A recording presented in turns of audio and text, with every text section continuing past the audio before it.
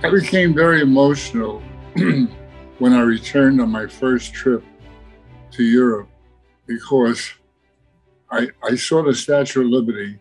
And when I realized I'd be in New York Harbor, where I started out on my first journey in the U.S. Merchant Marine. So every time I went to Europe and I knew I would get a leave after dropping off the cargo or prisoners or soldiers, I would just look forward to seeing a Statue of Liberty. And almost was tears in my eyes when I just anchored, the ship anchored right alongside the Statue of Liberty. And I realized I was home in New York and back ashore where I started.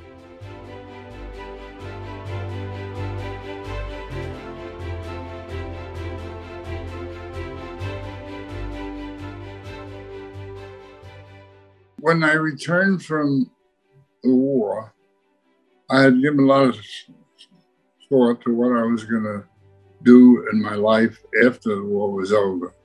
And I wanted to go to a good medical school. And I researched some of the schools that I would like to go to. And there was University of Cincinnati was one of them. So happened that a friend of mine, the City College team, was teammates with Ali Rubenstein, who had gone out on a scholarship to Cincinnati. And immediately he was the star point guard of the University of Cincinnati team in 1946. And Al Rubenstein called me and said that would I like to go to Cincinnati? And I said, I really would. He spoke to the coach, and the coach said, if he's an experienced player like you say, and he could make the team, tell him to come out, and he's got a scholarship. And that's how I landed in Cincinnati at the end of 1946.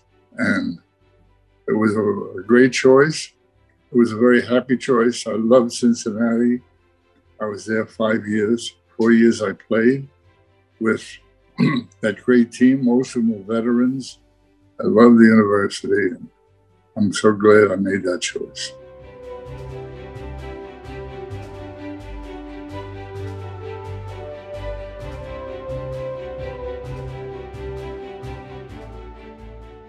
I was drafted in the NBA along with Dick Darlin. Were the first two players in UC history to be drafted into the NBA, which had started in 1946. My heart was really in getting into medical school. I was traded to the Minneapolis Lakers. While I was in training camp, Coach John Weesey called me and said that he wanted to have an assistant coach and that he really liked my knowledge of basketball. And he would give me a nice offer to return to Cincinnati. He doubled my salary and said he'd give me an extra year postgraduate work while I was waiting to go to medical school. So it was a terrific offer. And I decided I would become Cincinnati's first assistant coach in the history of Cincinnati.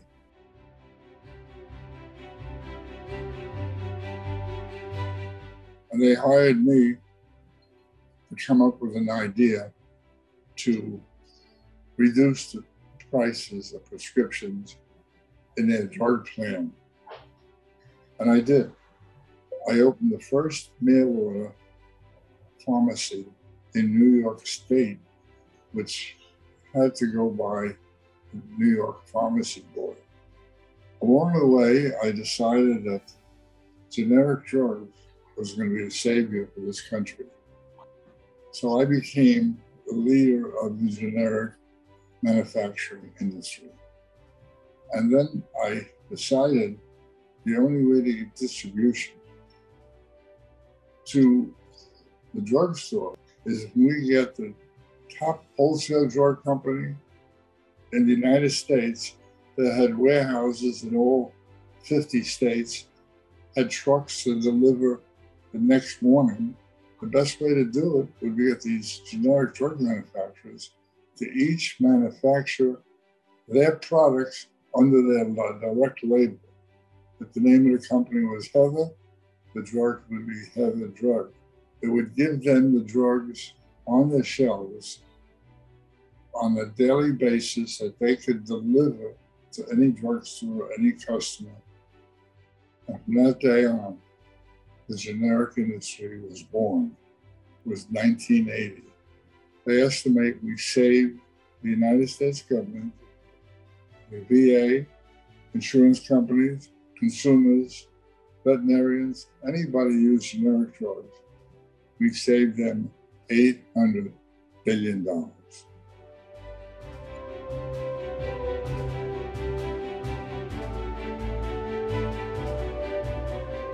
I'm getting a Congressional Medal of Honor. The Congress voted to give the Medal of Honor to all U.S. merchant mariners that served in World War II. It's a great honor.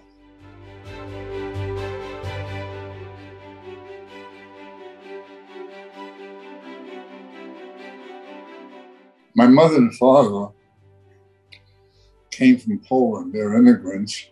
This is a big honor for my mother and father because the foundation is going to put my feeling about the Statue of Liberty coming back from World War II 6 times and being so emotional about it. They're putting it on the website December 1st, and it'll be on there forever. So my family will be honored forever. Ladies and gentlemen, please direct your attention to center court and join us in saluting Lieutenant Jack Laub. Lieutenant Laub was born in Brooklyn and served in the Merchant Marines during World War II from 1944 through 1946. Now, for his service and devotion to the United States and liberation of France during World War II, Lieutenant Laub was conferred the honor of Chevalier of the Legion of Honor, one of the highest honors awarded in France. Lieutenant Laub was discharged as a lieutenant senior grade in 1946 as a staff officer in the U.S. Coast Guard. After returning from service, Lieutenant Laub was awarded a basketball scholarship by the University of Cincinnati. He was drafted to the NBA by the Baltimore Bullets and later acquired by the Scranton Miners, who won 2 championships during his tenure. Following his accomplished basketball career, he worked for 5 decades in the pharmaceutical industry and was honored for his role in making prescription drugs more affordable. Among his many accolades, Lieutenant Laub has also been inducted to 4 Hall of Fames, including the Brooklyn Jewish Hall of Fame, the City College of New York Athletic Hall of Fame, the University of Cincinnati Athletics Hall of Fame, and the National Jewish Sports Hall of Fame and Museum. Please join Secure Watch 24 and the Nets and show your appreciation for this veteran's sacrifice and service.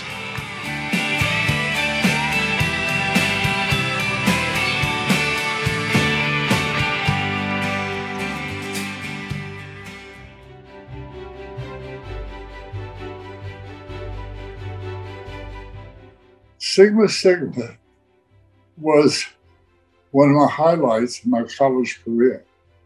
I was so excited to get into Sigma Sigma. So I think that what Sigma Sigma meant to me was that I had a lot of confidence from coming back from World War II as an officer aboard ships where I was in charge of 60 men, sick bay, and also the payroll.